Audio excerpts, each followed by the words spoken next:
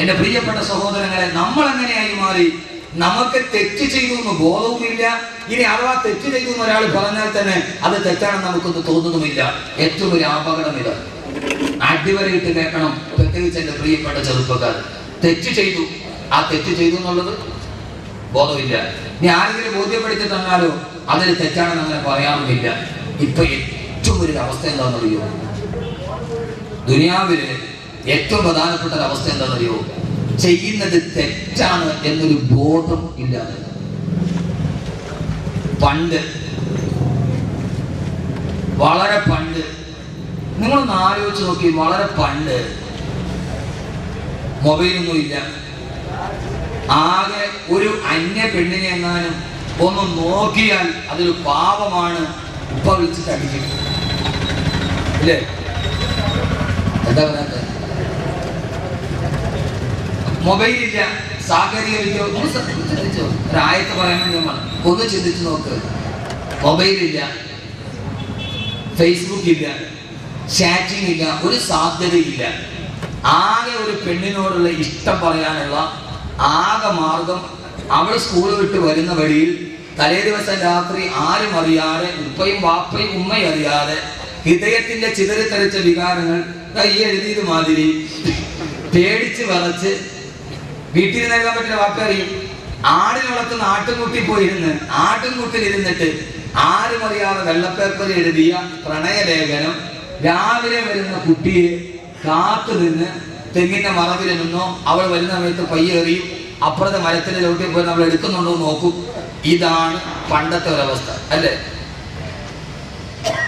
എല്ലാം മുത്തക്കീനല്ല, അവർക്ക് അങ്ങനെ വിഷയമാണ്.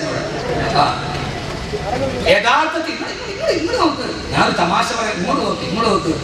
അറിഞ്ഞാൽ അന്ന് വാപ്പ തെങ്ങിനെ കെട്ടിയിട്ടിട്ട് മകനെ അടിച്ചിരിക്കും, ഉറപ്പാ, ഇല്ലേ? ഇല്ലേ? അങ്ങനെ അടികൊണ്ട് എത്ര ആളുകളുണ്ട് ഇവിടെ കൈവക്കി? അവരിട്ടിട്ടുണ്ട്. സാലിമുസ്ലിം നല്ല അടി കൊടുത്തിട്ടുണ്ട്.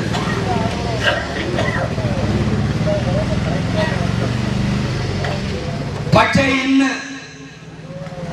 ഇന്ന് പ്ലസ് 1-നോ പ്ലസ് 2-നോ പഠിക്കുന്ന പെൺകുട്ടിയോ ആൺകുട്ടിയോ അവളുടെ കൂട്ടുകാരനുമായി വീട്ടിലേക്ക് വന്നാൽ ഒരു വാപ്പയോ ഉമ്മയോ അത് ചോദ്യം ചെയ്യാത്ത അവസ്ഥയിലേക്ക് നമ്മുടെ സാമൂഹിക ക്രമം മാറി. കാരണം അതവന്റെ ഫ്രണ്ട് മാറി. തെറ്റല്ല, തെറ്റല്ല, അതാണ് ഏറ്റവും വലിയ. അതുകൊണ്ടാണ് എന്റെ പ്രിയപ്പെട്ട സഹോദരങ്ങളെ ഞാൻ പറഞ്ഞത്, ഇനി തെറ്റല്ല നമ്മൾ ഗണിച്ചു.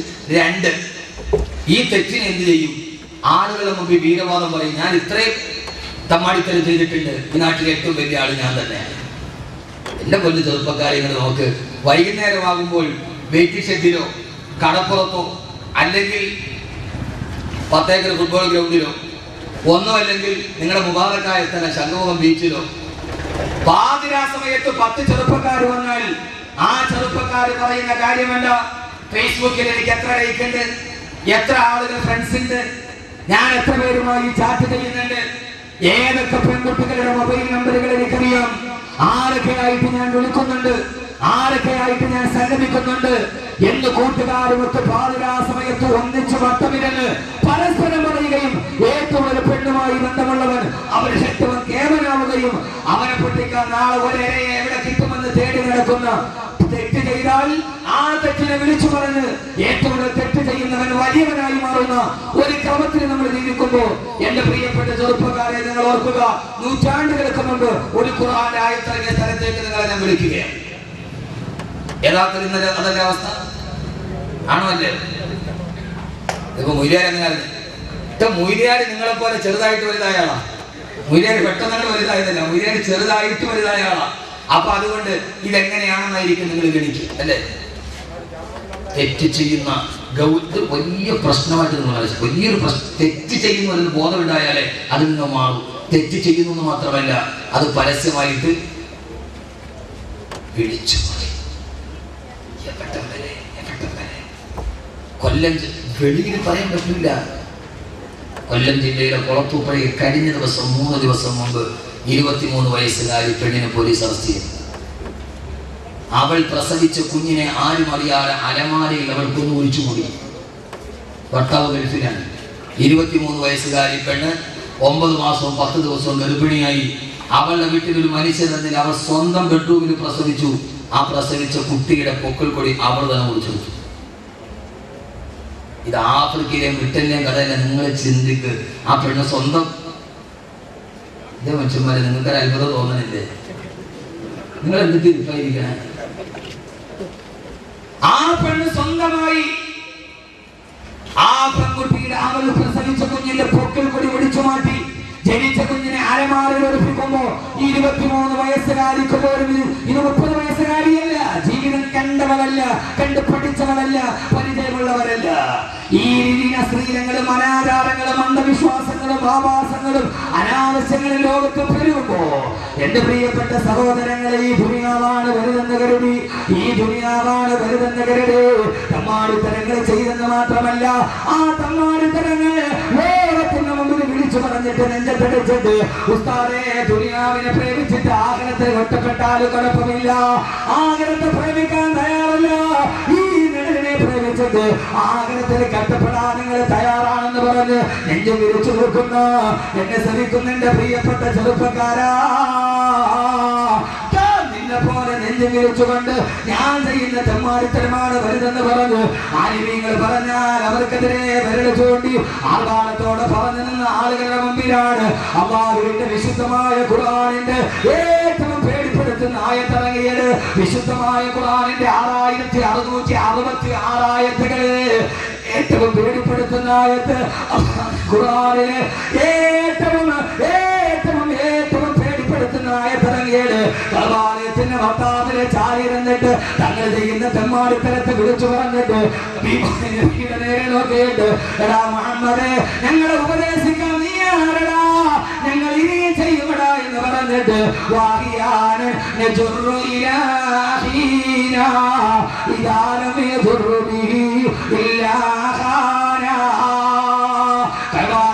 ഭർത്താവിൽ ചാടിയിരുന്നിട്ട് ഹബീബായ നബിയുടെ മുമ്പിലേക്ക് നോക്കി പരിഹസിച്ചിട്ട് ഞങ്ങളെ ഭാഗത്ത് പറഞ്ഞ് നന്നാക്കാതെ എവിടെ നിന്ന് വന്നടാ, ആരെങ്കിലും അങ്ങനെ ചിന്തിക്കുന്നുണ്ടാവില്ലേ, ഇയാൾ നമ്മളെ നന്നാക്കാൻ വന്നവനാണോ? കൽവാലയത്തിന്റെ ഭർത്താവിനെ നെഞ്ചിൽ വിരിച്ച് ചാടിയിരുന്നിട്ട് ഹബീബായ നബിയുടെ നേരെ നോക്കിയിട്ട് ആരെടാ മുഹമ്മദേ നീ ഞങ്ങളെ നന്നാക്കാൻ പ്രസംഗിക്കുന്നു? വാഹിയാണ്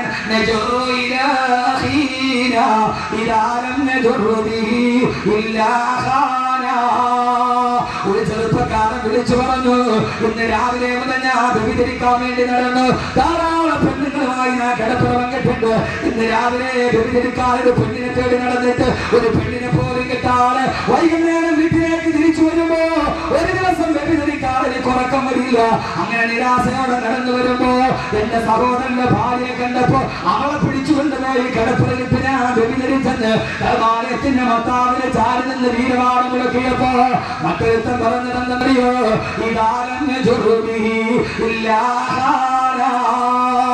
വഴിയരിയിലൂടെ നടന്നു പോകുന്നവനെ പിടിച്ചു നിർത്തിയിട്ട് കരുത്തറത്തിട്ട് മടിശീല പൊട്ടിക്കുന്നവനാണ് ഞാൻ.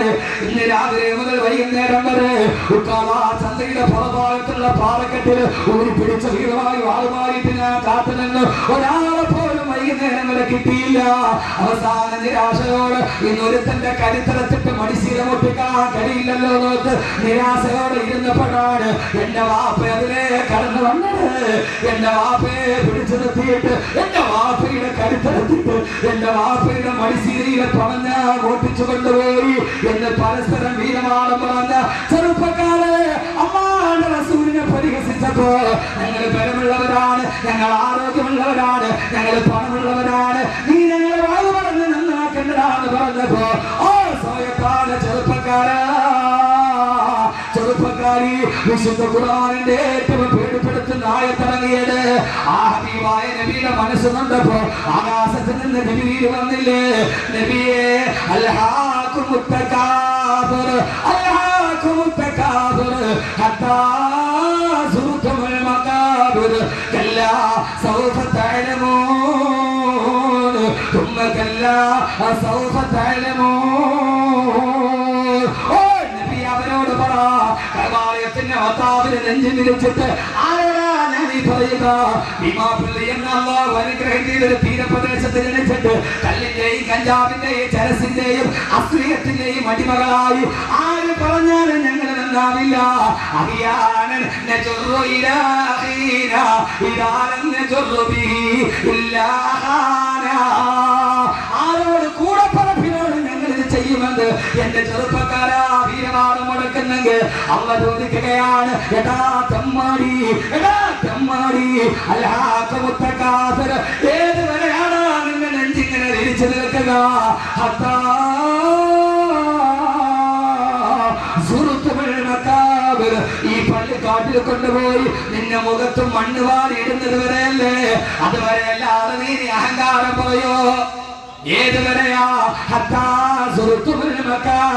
പള്ളിക്കാട്ടിൽ കൊണ്ടുപോയി നിന്നെ മരത്തിൽ കിടത്തിയിട്ട് നിന്റെ സുന്ദരമായ മുഖത്തേക്ക് മണ്ണ് വാരിയിടുമ്പോ ചെന്ന് കിടക്കണ നമ്മുടെ മേലെ വരുന്നത് കല്ലാണ്.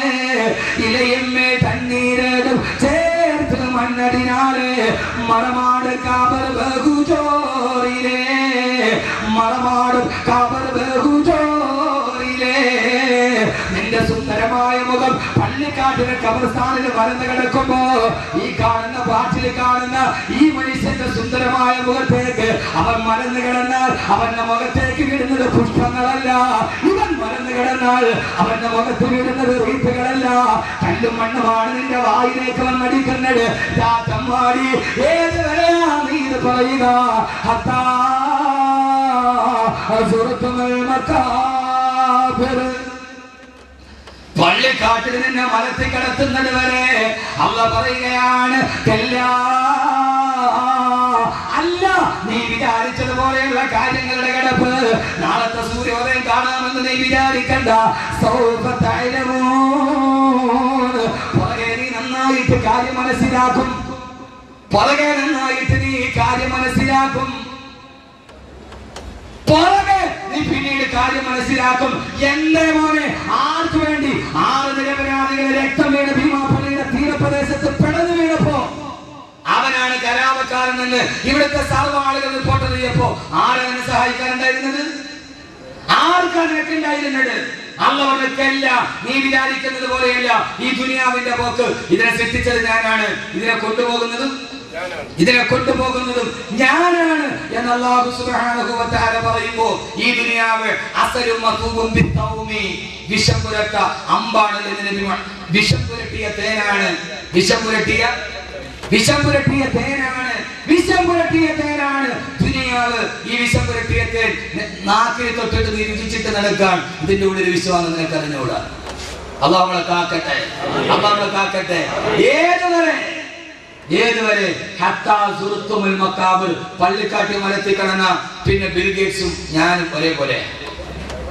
ബിൽഗേറ്റ്സ് നിങ്ങളും ഒരേപോലെയാ. കാരണം അവന്റെ മുഖത്തേക്ക് വീഴുന്നത് മണ്ണാണ്. അല്ലാഹു നമ്മളെ കാക്കട്ടെ. ഈ ഒരു ബോധം മനസ്സിലുണ്ടാവും, ഈ ഒരു ബോധം അപ്പൊ ചോദിക്കും, സ്ഥലം ദുനിയാവ് വേണ്ടേ? എന്റെ ദുനിയാവ് വേണം. വള്ളം സഞ്ചരിക്കണമെങ്കിൽ വെള്ളം വേണം, വേണ്ടേ?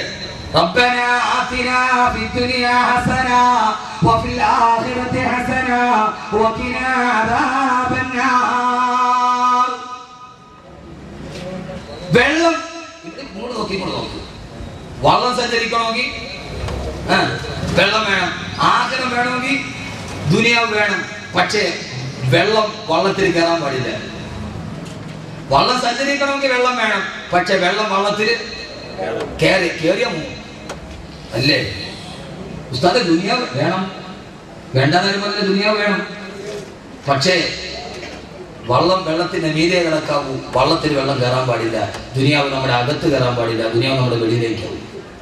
ദുനിയാവ് നമ്മുടെ ഉള്ളിൽ എപ്പോ വിടണമെന്ന് വിചാരിച്ചാ അപ്പൊ വിടും.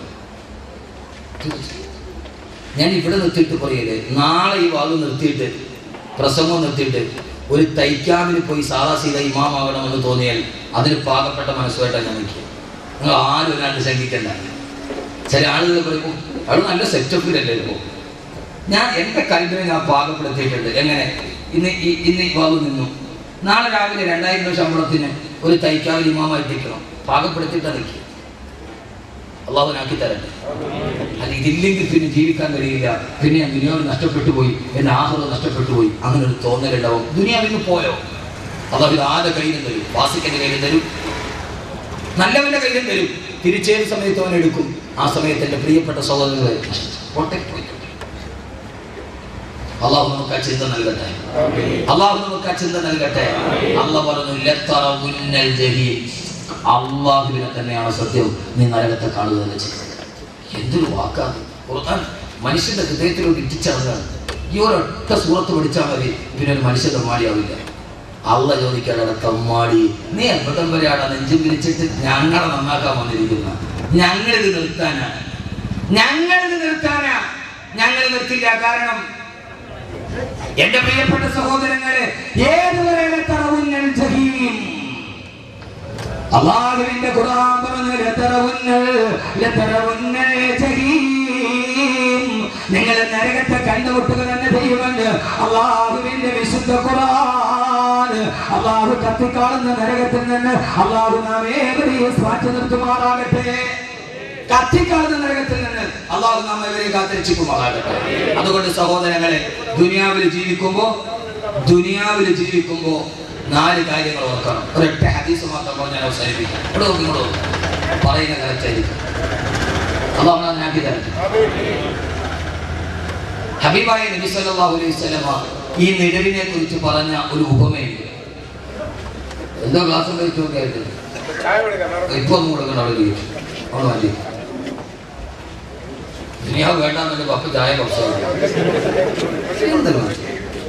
ഞാൻ ഒരു വ്യക്തി പാകപ്പെടുത്തിക്കൊണ്ടു വരും. അപ്പൊ നിങ്ങൾ ചായ പപ്സായിട്ട് വന്നാൽ കൊടുക്ക ഇൻഷാ അല്ലാഹ്. അവസാനം നമ്മൾ നന്നായിട്ടൊന്ന് ദുആ ചെയ്ത്, ഒത്തിരി നാളായി നമ്മൾ ഒന്നിച്ചിരുന്ന് ദുആ ചെയ്തിട്ട് ഒന്ന് ദുആ ചെയ്ത് ചായ കുടിച്ചിട്ട് നമ്മൾ പോകും. പക്ഷെ അതിനു മുമ്പ് ഒരു 4 കാര്യം നിങ്ങളോട് ഞാൻ പറയുകയാണ്. പക്ഷെ ചെയ്യൂലേ? ഹബീബായ നബി മുഹമ്മദ് മുസ്തഫ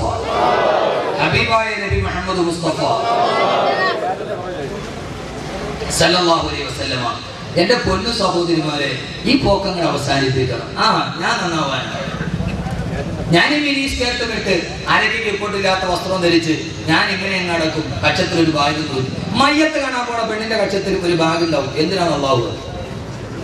മരിപ്പ് വീട്ടിൽ മയ്യത്ത് കാണാൻ പോവാ പെണ്ണ്, ആ പെണ്ണിന്റെ കക്ഷത്തിലും ഒരു ബാഗ് തൂക്കിയിട്ടുണ്ടാവും. ആ ബാഗിന്റെ അകത്തോട്ട് ഒന്നും ഉണ്ടാവൂല. താനും ഇതെന്തിനാ തൂക്കിയിരിക്കണമെന്ന് അല്ലാഹു വരെ. മയ്യത്ത് കാണാൻ പോവാ, അപ്പോഴും കക്ഷത്തുന്ന ഒരു ബാഗ്. ഒരു ഭ്രമമാണിത്. ഞാൻ പറഞ്ഞിട്ടില്ല, ഇതൊരു കക്ഷത്ത് ബാഗില്ലെങ്കിൽ ഞാൻ അടാവില്ല. 4 പേര് നോക്കി കൊള്ളാവുന്നുള്ള കക്ഷത്തിലൊരു വാനിറ്റി ബാഗില്ലെങ്കിൽ മയ്യത്ത് വീട്ടിൽ വന്നിരിക്കുന്ന ആളുകൾ എന്ത് വിചാരിക്കും? ഒരു ബാഗ്, ഒരു കക്ഷത്തിൽ. അപ്പൊ മയ്യത്ത് കാണാൻ പോണ പെണ്ണിന്റെ കക്ഷത്തിൽ ഒരു ബാഗുണ്ട്. ഇത് പടിഞ്ഞാറിന്റെ സംഭാവനയാണ്. കാരണം പടിഞ്ഞാറിന്റെ പെണ്ണിന്റെ കയ്യിൽ എപ്പോഴും ഒരു ചെറിയ ബാഗ് ഉണ്ടാവും. അതിനകത്ത് എന്താന്നുള്ള കാര്യം എന്നേക്കാൾ കൂടുതൽ നിങ്ങൾക്ക് അറിയാൻ പറ്റും. ഞാൻ പറയുന്നില്ല. അത് അവൾക്ക് വഴിയരികിൽ മുഴുവനും ആവശ്യം വരുന്ന സാധനമായിരിക്കും. അതുകൊണ്ട് അതിനാണ് പടിഞ്ഞാറ്റിലെ പെണ്ണ് കയ്യിലൊരു ചെറിയ ബാഗ് എപ്പോഴും ഉണ്ടാവും. അവൾക്ക് ആവശ്യമുള്ള സാധനങ്ങൾ അതിനകത്ത് ഉണ്ടാവും. അത് കണ്ടിട്ട് ഈ പാവ പച്ചപ്പൊട്ടി പൊട്ടി എന്ന് പറഞ്ഞ പിന്നെയാണ് പച്ചപ്പൊട്ടി. പൊട്ടി എന്ന് പറഞ്ഞ പിന്നെ ഇതെന്ത് പൊട്ടിയാ? പച്ചപ്പൊട്ടി. അല്ലാതെ എന്തിനാ വിളിക്കുക? പെണ്ണ് വൈകുന്നേരം 7 മണിക്ക് ചായ നിൽക്കുമ്പോ ടിവിയിൽ സീരിയലി വരും. ആ സീരിയലി വരുന്ന പെണ്ണ് കണ്ണിൽ വിസരം വെച്ചിട്ടാണ് അവള് കരയണം, അല്ലേ? സാരി ഉടുത്ത് ഇപ്പോഴത്തെ ഒരു സീരിയൽ അഭിനയിക്കുന്ന പെണ്ണിന് 500 സാരി ഉണ്ടെന്ന്. എന്റെ മോൻ 1 വയസ്സുള്ളപ്പോൾ തുടങ്ങിയ സീരിയൽ, അവന് 8 വയസ്സായി. ആദ്യത്തെ സംവിധായകൻ മരിച്ചപ്പോയാലും മോനാ സംവിധായകൻ. സീരിയലെ കൊണ്ടാലും അതിൽ അഭിനയിക്കുന്ന ഒരു പെണ്ണിന് മിനിയാന്ന് സപ്ലിമെന്റിൽ കണ്ടത് അവക്ക് 500 സാരി ഉണ്ടെന്നാണ്. 500 സാരി ഒരു സാരി എടുത്ത് മുഖത്ത് പൗഡർ തേച്ച് കണ്ണിൽ ഗ്ലിസറിൻ തേച്ചിട്ടാണ് സീരിയലിലെ പെണ്ണിരുന്ന് കരയുന്നത്. നീ ഭീമാപ്പള്ളിയിൽ 24 ഇഞ്ചിന്റെ മുമ്പിൽ ഇരുന്നിട്ട് അവള് ഗ്ലിസറിൻ തേച്ച് കരയുമ്പോ നീ കൂടെ പച്ചപ്പൊട്ടി. അല്ല അവരെന്താ പറയുന്നത്? പെണ്ണുങ്ങൾ വിചാരിക്കും ഇമാതിരിക്ക് വീർസാരിന്റെ ദുആ ചെയ്ത് അത് കേൾക്കാൻ വന്ന് കോണിപ്പടി കയറി ഇത്ര മോളിൽ കയറി ഇരുന്നിട്ട് അയാൾ നമ്മളെ പച്ചപ്പൊട്ടി എന്ന് വിളിച്ചിട്ടുണ്ട്. ആ പച്ചപ്പൊട്ടികളെ വിളിച്ചിട്ടുണ്ട്. പൊട്ടികളല്ലാത്തൊന്നും പൊട്ടികളല്ല.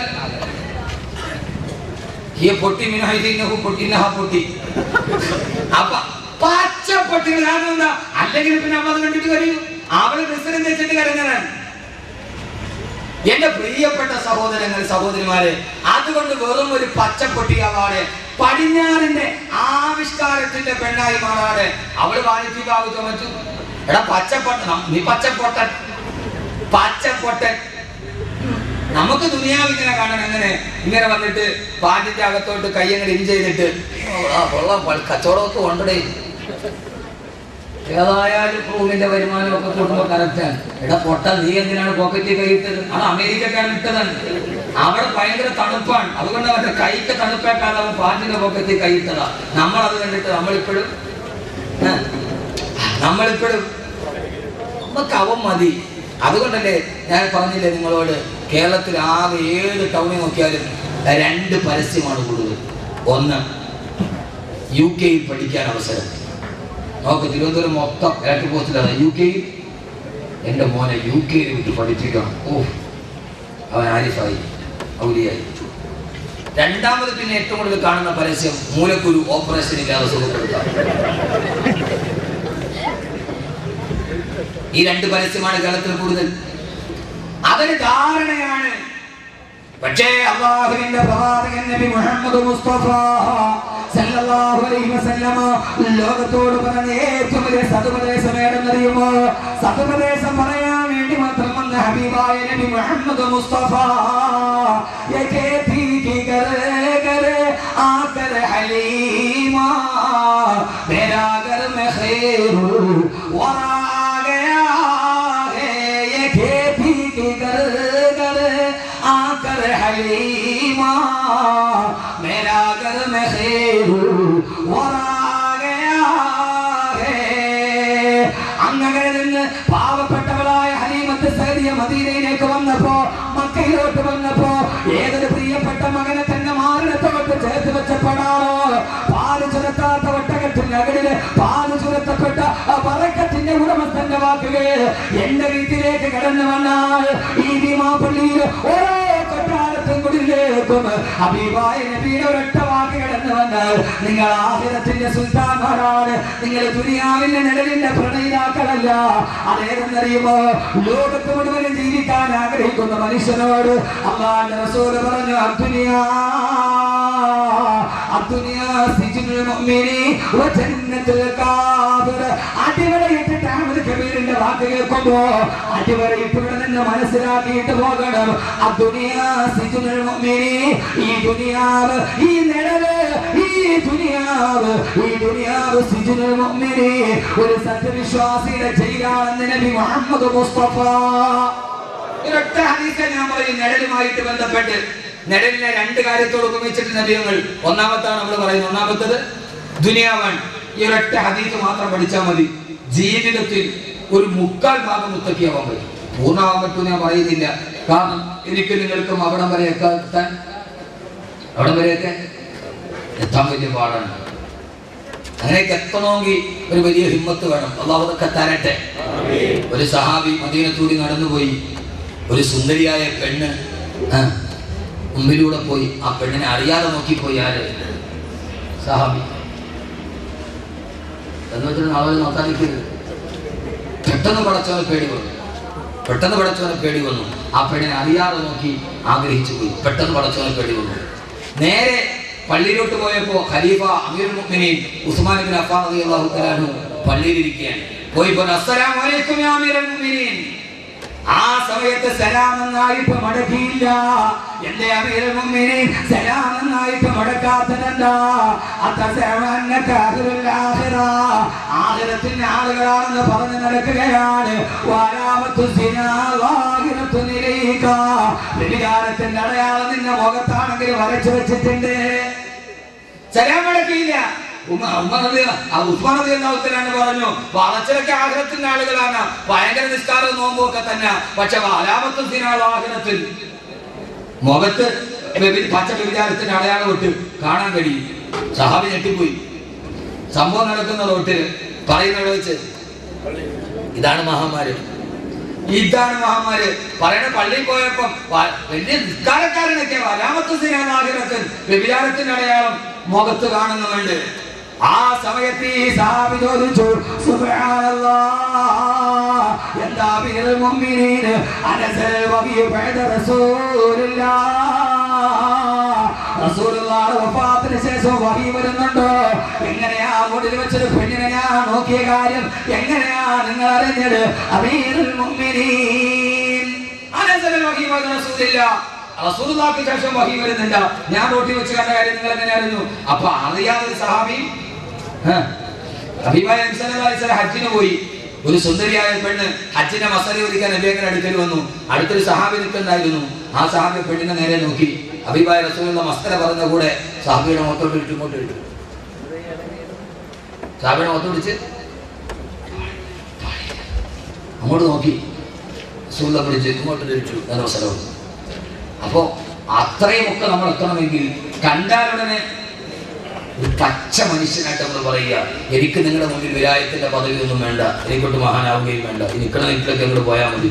എന്റെ പ്രിയപ്പെട്ട സഹോദരങ്ങളെ, കണ്ട ഉടനെ പടച്ചവൻ ഇതിന്റെ ആഹ്റത്തിന് തടസ്സമാവില്ല എന്നൊത്തിട്ട് കണ്ണ് വലിക്കാൻ മാത്രമുള്ള ഈമാൻ എനിക്ക് നിങ്ങൾക്ക് എത്തിയിട്ടില്ല. അള്ളാഹു എത്തിക്കട്ടെ, അള്ളാഹു എത്തിച്ചു തരട്ടെ ഇവിടം വരെ. പക്ഷേ ഈ ഹദീത്ത് മാത്രം ഒന്ന് പഠിച്ചാൽ ഒരു 70% മുഅ്മിനാവാൻ പറ്റും, 100% പറ്റും എന്ന് പറയും.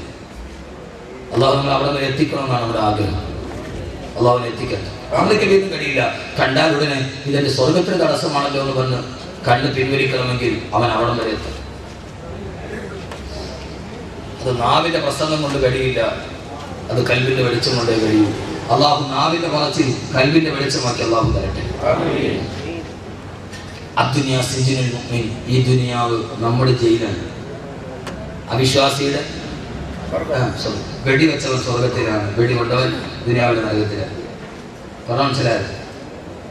മനസ്സിലായില്ല? ഈ ദുനിയാവ് സത്യവിശ്വാസിയുടെ ജയിലാണ്, അവിശ്വാസിയുടെ സ്വർഗമാണ്. അവന് അധികാരികൾ അവന്റെ കൂടെയാണ്, പോലീസ് അവന്റെ കൂടെയാണ്. അവന് എന്നിട്ട് വഞ്ചമായ മനസ്സിലായി, അവന് സ്വർഗം. നമുക്കിപ്പോഴും നരകമാണ്, നമുക്കിതെപ്പോഴും ജയിലാണ്, നമ്മൾ ജയിൽവാസിയാണ്. അള്ളാഹുവിനാക്കട്ടെ, ആമീൻ പറയും മനുഷ്യന്മാരെ. അള്ളാഹുവിനാക്കട്ടെ. ഇത് ദുനിയാവിൽ ഈ നിഴലിൽ നമ്മളാരാ? തടവുകൂടിയ ജയിൽവാസിയാ. ജയിൽവാസിക്ക് 4 ഗുണങ്ങൾ ഉണ്ടാവും. എത്ര ഗുണം? ജയിൽവാസിക്ക് 4 ഗുണങ്ങളുണ്ട്. ഒരു തടവ് പുള്ളിയുടെ 4 ഗുണം സഹോദരിമാരെ, സഹോദരങ്ങളെ, നിങ്ങൾക്കും എനിക്കും ഉണ്ടായാൽ നമ്മൾ രക്ഷപ്പെടും. പറയട്ടെ. നിഴലിന്റെ പ്രണയോട് അവസാനിപ്പിക്കട്ടെ. നിഴലിനെ പ്രണയിക്കുന്നെങ്കിൽ ആ നിഴലിനെ പ്രണയിക്കുന്നവർക്ക് 4 അടിസ്ഥാന യോഗ്യത ഉണ്ടാവും. പ്രണയമുണ്ട്, എനിക്ക് ആ പെണ്ണിനെ ഇഷ്ടം, കെട്ടിച്ചേരാൻ പറയും, പെണ്ണിന്റെ വാപ്പാന്ന് പറയും, പോയി സ്വന്തമായിട്ട് ജോലി ഉണ്ടാക്കിയിട്ട് വരാൻ പറയും. അപ്പൊ നിഴലിനെ സ്നേഹിക്കുന്നെങ്കിൽ ആ നിഴലിനെ പ്രണയിക്കുന്നവർക്ക് എത്ര ഗുണം ഉണ്ടാവണം? 4. നീ ഇവിടുത്തെ ജയിൽവാസിയാണ്. പൂലപ്പുര സെൻട്രൽ ജയിലിലെ തടവ് പുള്ളിയുടെ ഗുണം എന്താ? ചപ്പാത്തി ഉണ്ടാക്കലല്ല, അത് മെഡിക്കൽ കോളേജിൽ കൊണ്ടുപോയി വിൽക്കലല്ല.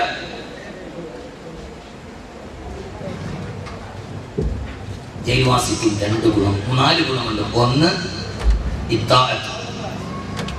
അതുകൊണ്ടാണ് എപ്പിതങ്ങൾ ജയിൽവാസിയോട് നമ്മെ ഉപമിച്ചത് ദുനിയാവിൽ താമസിക്കുന്നവരോട്. 1 ഇത്താഅത്ത്, വഴിപ്പെടുക. ജയിൽവാസി എത്ര വലിയവനാണെങ്കിലും, ഇനി സാക്ഷാൽ സ്വർണം കടത്തിയ വയസ്സാണെങ്കിലും, ജയിലിൽ പോയാൽ ജയിൽ വാർഡനെ അനുസരിച്ചേ പറ്റൂ. ജയിൽവാസിയുടെ ഏറ്റവും പ്രധാനപ്പെട്ട ഗുണം അനുസരിക്കുക. സമയത്ത് പ്ലേറ്റ് മുട്ടും വന്ന് കഴിക്കുക, കുന്താലി എടുത്തു കൊടുത്താൽ വെട്ടുക. അതിപ്പോ കാലിത്തീറ്റയിൽ പോയ ലാലുവായിട്ട് കാര്യമില്ല. ലാലു പ്രസാദിന്റെ ഇനി ജോലി 18 വർഷം മുമ്പ് പ്രോസിക്യൂട്ട് ചെയ്ത ആൾ, 18 വർഷം മുമ്പ് ശിക്ഷ വിധിക്കാൻ പ്രോസിക്യൂട്ട് ചെയ്യപ്പെട്ട ആളാണ് ലാലു പ്രസാദ് യാദവ്. 18 വർഷം മുമ്പ് പ്രോസിക്യൂട്ട് ചെയ്തിട്ടും അയാളെ ശിക്ഷിച്ചത് ഇപ്പോഴും മസൂദ് അല്ലെ, എംപിയുടെ പേരെന്താ ഇപ്പൊ ജയിലിൽ പോയ എംപി റഷീദ് മസൂദ്. 44-ാമത്തെ വയസ്സിലാണ് അയാൾ കുറ്റം ചെയ്തത്. അയാളെ ശിക്ഷിക്കുന്നത് 85-ാമത്തെ വയസ്സിലാണ്, 41 വർഷത്തിന് ശേഷം. അയാൾ ചെയ്ത തെറ്റിന്റെ ശിക്ഷ അനുഭവിക്കണമെങ്കിൽ അയാളുടെ യൗവനത്തിലാണ് അയാൾ ജയിലിൽ കിടക്കേണ്ടത്. ഇനി എല്ലാ ചോരനീരും വെച്ചിട്ട് 41 വർഷം ഇനിയല്ല ചെയ്യേണ്ടത്. ഇതാണ് ദുനിയാവിന്റെ കോടതിയുടെ പരിമിതി. ലാലു പ്രസാദ് ഭാര്യ മുഖ്യമന്ത്രിയായിരിക്കുമ്പോൾ ലാലു പ്രസാദ് ജയിലിൽ കിടക്കണം, അതാണ് നീതി. ഇത് ദുനിയാവിന്റെ കോടതി ഇങ്ങനെയൊക്കെ തന്നെ. പക്ഷേ ഈ ലാലുവാണെങ്കിലും ഈ താഴ്ത്തു വേണം. ജയിൽവാസിയുടെ ഒന്നാമത്തെ ഗുണം എന്താ? ജയിൽവാസിയെ പോലെ ആകണ സഹോദരങ്ങളെ, സഹോദരിമാരെ, ഇത്താഴത്ത് വഴിപ്പെടണം. ഈ ദുനിയാവിൽ ജീവിക്കുമ്പോ വഴിപ്പെടണം. ആരെയാ വഴിപ്പെടേണ്ടത്?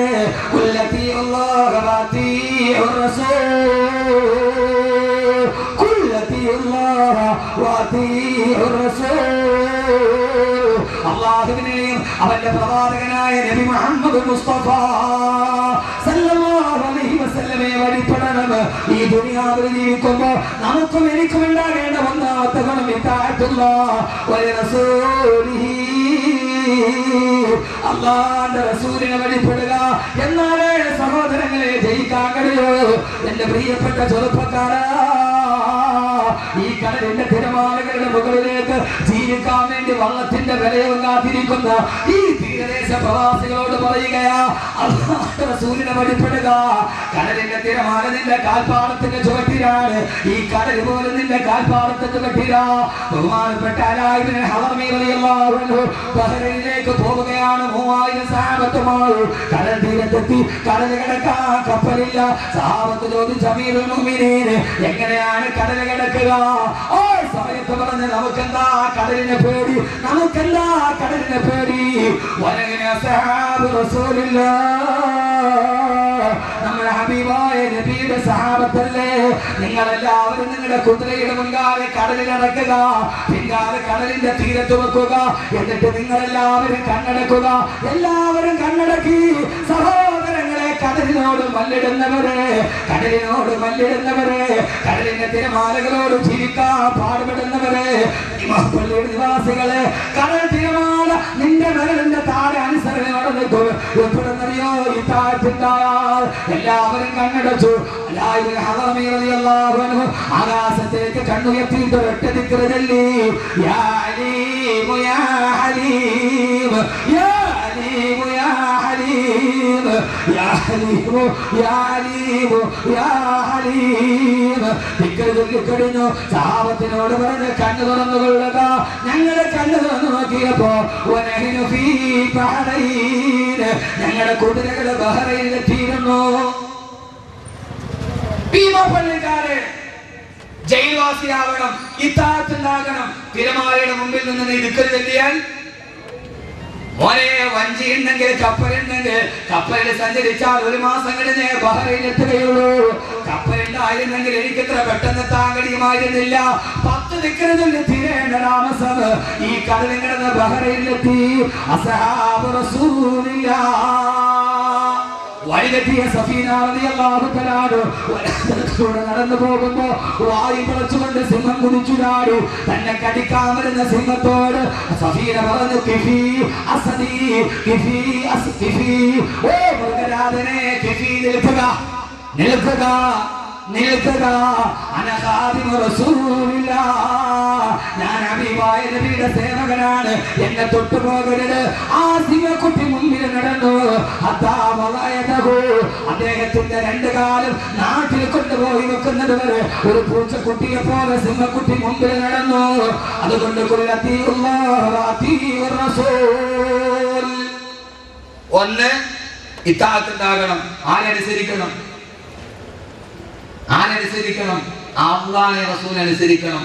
ആ തിരമാലയുടെ മുമ്പിൽ പോയിട്ട് നീ ദിക്ർ ചൊല്ലിയ, ദിക്ർ കഴിഞ്ഞൂടെ? യാ അലീമു, പറമച്ചന്മാരെ, യാ അലീമു യാ അലീമു യാ ഹലീം 10 പ്രാവശ്യം ചൊല്ലിയ, അപ്പൊ ശ്രീലങ്കയിൽ പോവാം, ശിരോണിൽ പോവാം. ചിരിച്ചിട്ട് കാര്യമില്ല. ഇബ്നു തൈമിയ്യ പോലും അൽ മുഅ്ജിസാത്തുൽ കറാമയിൽ സംഭവം പറയുന്നുണ്ട്. ഇബ്നു തൈമിയ്യ പോലും എന്തുകൊണ്ട്? ഇപ്പൊ നിങ്ങളുടെ ചിന്ത എന്താണെന്നറിയാവോ? പടച്ചോനെ, നാളെ ഇപ്പൊ പൈസ ഒന്നും വേണ്ടല്ലോ, ഉള്ള പൈസ മൊത്തത്തിൽ വെച്ചിട്ട് അവിടെ പോയിട്ട് യാ അലീമു യാ ഹലീം പറഞ്ഞാൽ ആരും അറിയാതെ സൗദി പോയി സാധനം മേടിച്ച് കസ്റ്റംസിനെ കാണാതെ ഇവിടെ കൊണ്ട് വിൽക്കാം. ചിന്ത വിൽക്കാൻ അങ്ങനെ ആയിരിക്കും.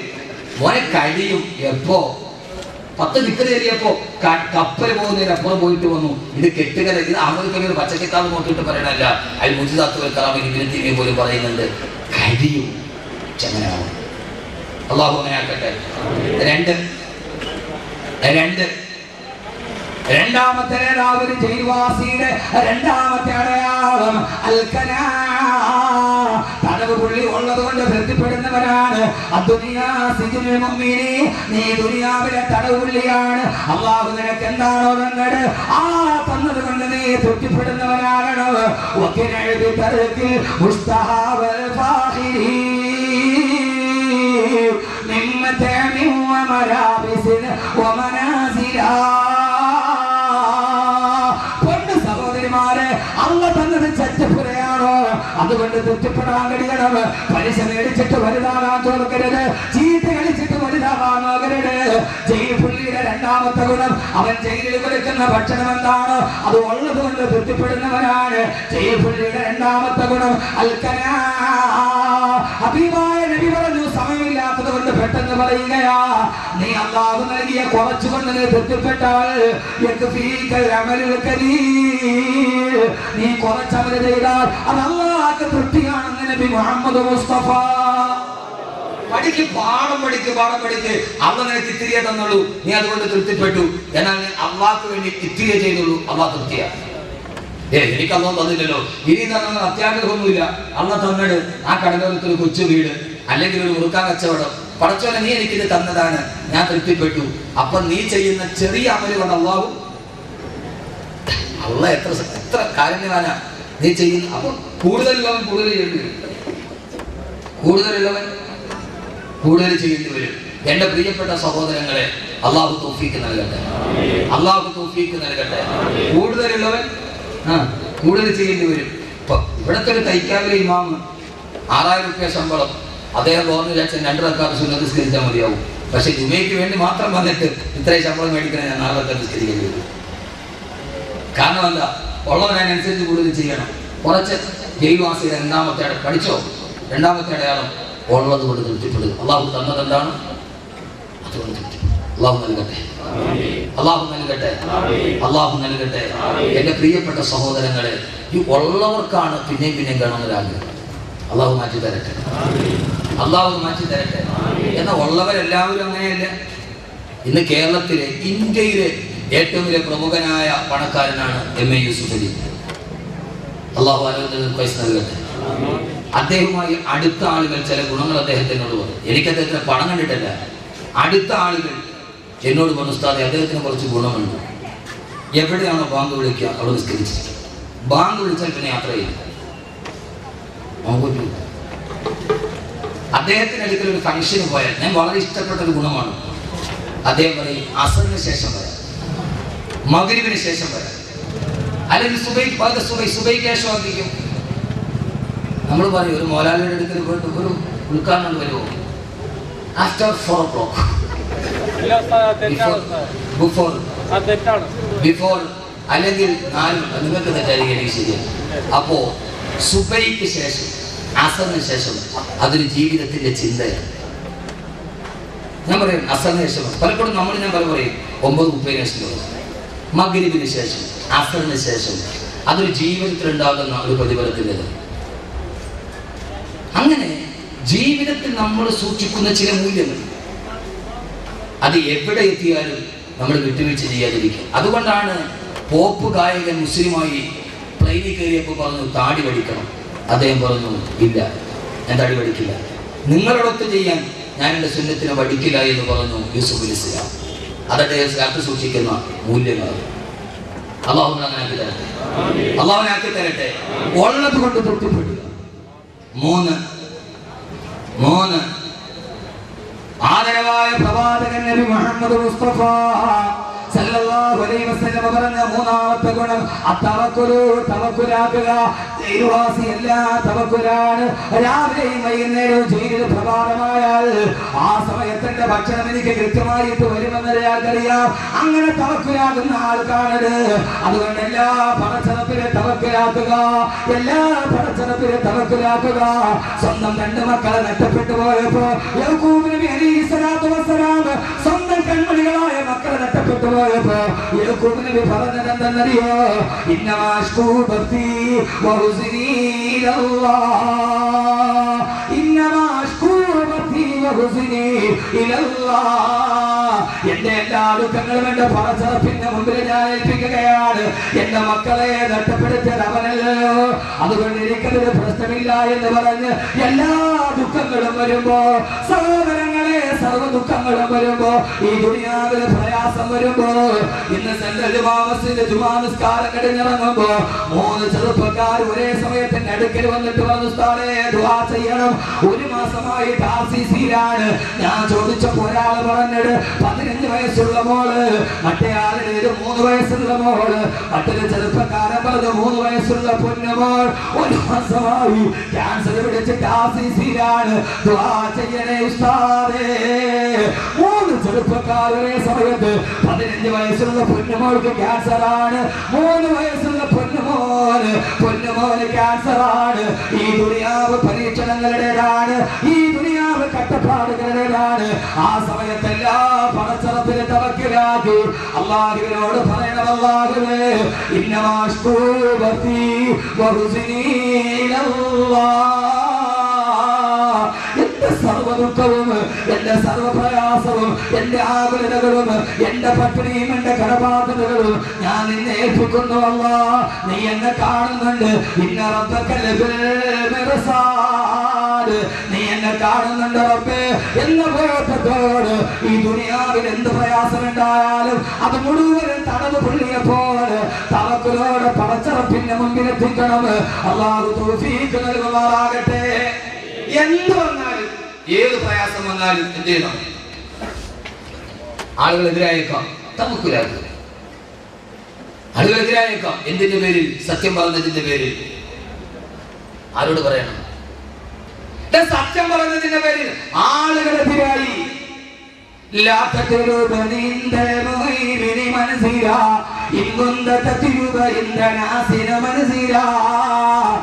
കേൾക്കാൻ വരുന്നവരുടെ മുമ്പ്, നിന്നെ കാണാൻ വരുന്നവരുടെ മുമ്പ്, നിന്നെ സ്നേഹിക്കുന്നവരുടെ മുമ്പ് അവരവരുടെ തൊട്ടിക്ക് വേണ്ടി നീ എന്തെങ്കിലും ചെയ്താൽ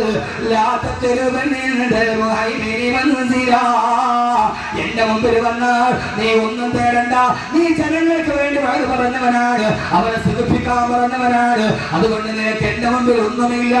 അതുകൊണ്ട് എന്ത് പ്രയാസം വന്നാലും മലത്തിൽ കിടത്തിയിട്ട്, മരുഭൂമിയിൽ മലത്തിൽ കിടത്തിയിട്ട്, ആ 2 കാലിൽ ചങ്ങല കെട്ടിട്ട് കൊണ്ട് ബന്ധിച്ചിട്ട്, നെഞ്ചിലേക്ക് കരിങ്കല്ലെടുത്ത് വെച്ചിട്ട് കഴുത്തിലേക്ക് കത്തിവെച്ചപ്പോ പറഞ്ഞില്ലേ, നിങ്ങൾ എന്റെ മുമ്പിലേക്ക് എന്ത് വെച്ചാൽ അഴുക്കമേ പത്തരഹാറേ സീനേ പതല്ല തകർരേ ദിൽമേ तेरी याद रही है ज़बान मेरी जिक्र चलती है हल्क पर पत्थर रहे എന്റെ നെഞ്ചില് എന്റെ കഴുത്തിലേക്ക് നിങ്ങൾ ചങ്ങല കെട്ടിട്ട് ബന്ധിച്ചു കൊള്ളുക.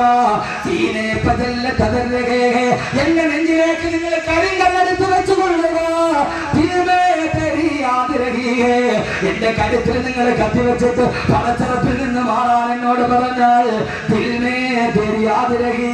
എന്റെ ഹൃദയത്തിൽ നിന്ന് പടച്ചറപ്പിന്റെ ചിന്ത എടുത്തു മാറ്റാൻ, എന്റെ കഴുത്ത് മുറിക്കാനേ നിങ്ങൾക്ക് കഴിയുള്ളൂ, എന്റെ കാല് വെട്ടാനേ നിങ്ങൾക്ക് കഴിയുള്ളൂ, ചങ്ങലയിട്ടിട്ട് ഒരിക്കാനേ നിങ്ങൾക്ക് കഴിയുള്ളൂ.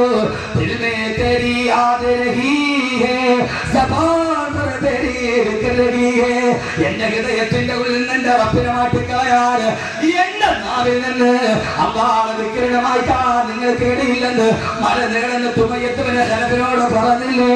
കരുത്തവനായ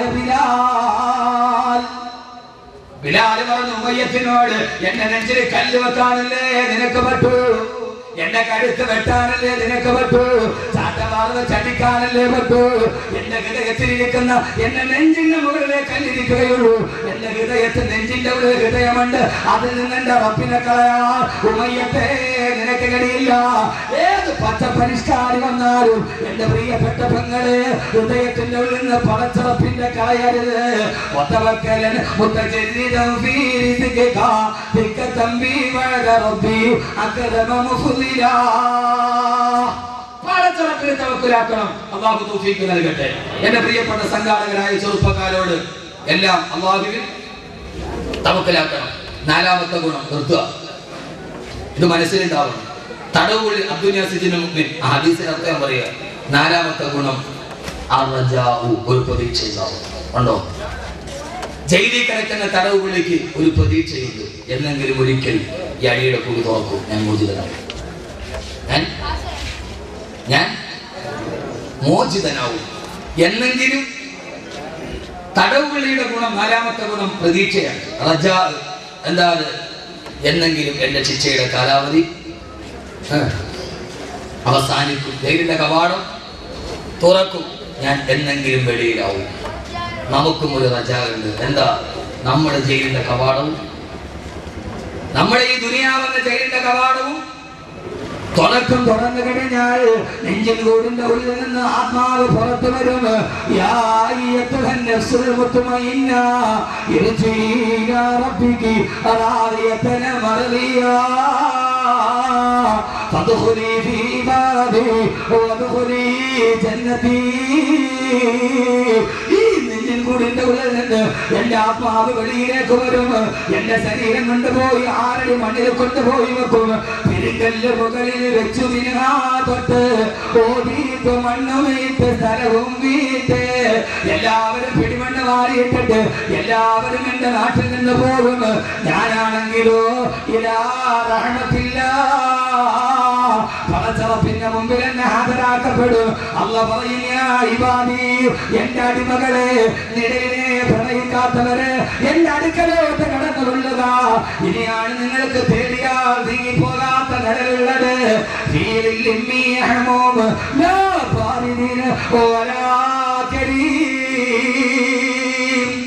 അല്ലാഹു നമ്മൾ അവിടെ എത്തിക്കട്ടെ. നമ്മൾ ഇവിടെ നിന്ന് പോകും, 6 മണിയിൽ കിടക്കും.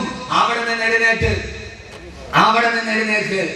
ആരും നിന്നെ രക്ഷിക്കുകയില്ല.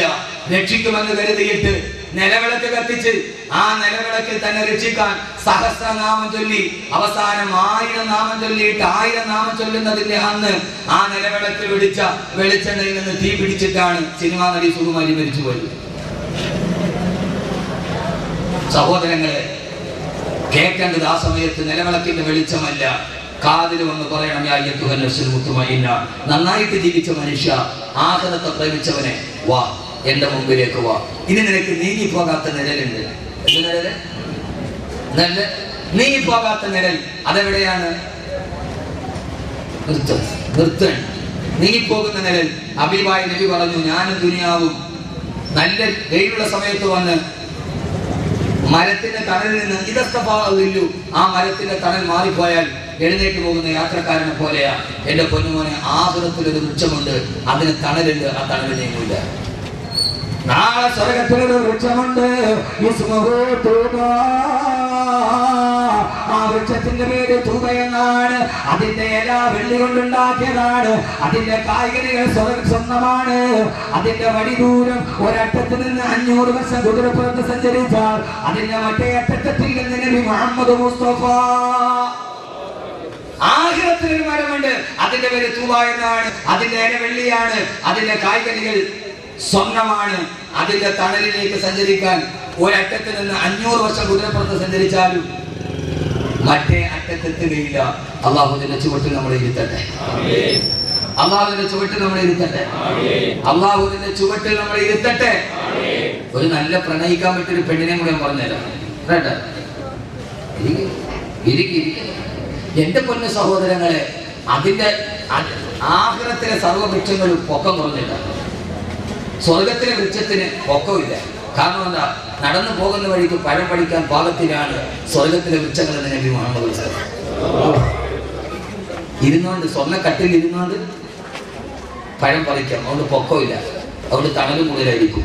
അള്ളാഹു നീങ്ങാത്ത ആ നിഴലിൽ അള്ളാഹു നമ്മളെ എത്തിത്തരട്ടെ. അള്ളാഹു നമ്മളെ എത്തിത്തരട്ടെ. കിളയ്ക്കണ്ട പൂട്ടണ്ട വെയിൽ കൊള്ളണ്ട, നിനക്കുള്ളതൊന്നും തന്നെ നീ അറിയണ്ട. ആ വൃക്ഷത്തിന്റെ ചുവട്ടിലിരുന്ന് കൈയൊന്ന് കൊണ്ടിച്ചാൽ സ്വർഗത്തിലെ പഴം വരും. ഒരു പഴം കഴിച്ചു, അടുത്ത പഴം അവിടെ മുളയ്ക്കും. ആദ്യം കഴിച്ച പഴത്തിന്റെ രുചിയല്ല മറ്റേ പഴത്തിന്. ഇപ്പൊ ഇവിടെ ഒരു മാവുണ്ടായി, ഒരു മാമ്പഴം പറിച്ചു നിന്നു, അവിടെ അടുത്ത മുളയ്ക്കും. ആ മാമ്പഴത്തിന് ഈ മാമ്പഴത്തിന് രുചി വ്യത്യാസമുണ്ടോ? ഇല്ല. സ്വർഗവാസി ഒരു പഴം കഴിച്ചാൽ അപ്പൊ തന്നെ അടുത്ത ഒരു പഴം അവിടെ മുളയ്ക്കുന്നതാണ്. പക്ഷെ മുളയ്ക്കുന്ന പഴത്തിന് തിന്ന പഴത്തിന്റെ രുചിയല്ല.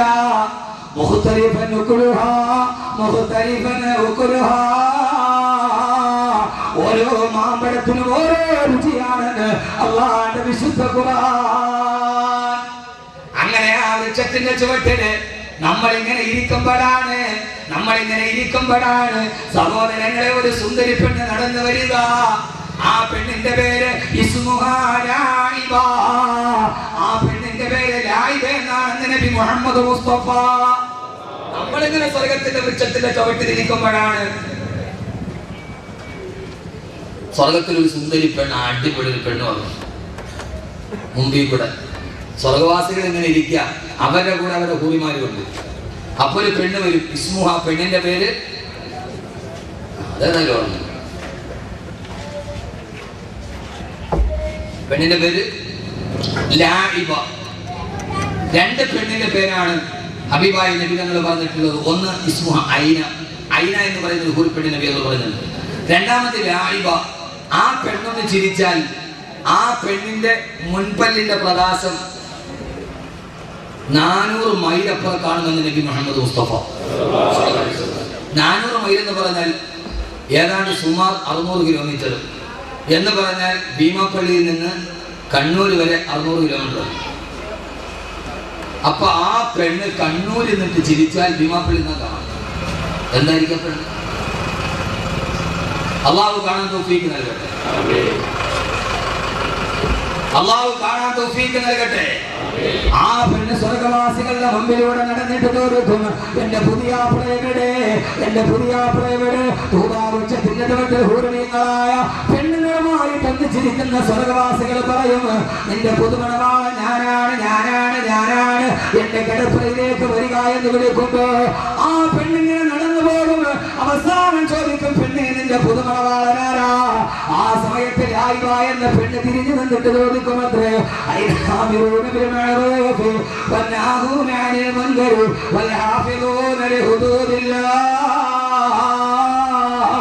സഹോദരങ്ങളെ, നന്മയ്ക്ക് വേണ്ടി കൽപ്പിച്ചവരുടെ തിന്മേ തടുത്തവരുടെ അള്ളാന്റെ വിധിവിലക്കുകൾ അനുസരിച്ചു ഈ ഭൂമിയിൽ ജീവിച്ചവരുടെ ഞാൻ നിങ്ങളോട് വസിയത്ത് ചെയ്യുകയാണ്. അള്ളാഹുവിന്റെ വിധിവിലക്കുകൾ അംഗീകരിച്ച് ജീവിക്കണം. പടച്ചറപ്പിന്റെ ഇത് നിഴലാണ്.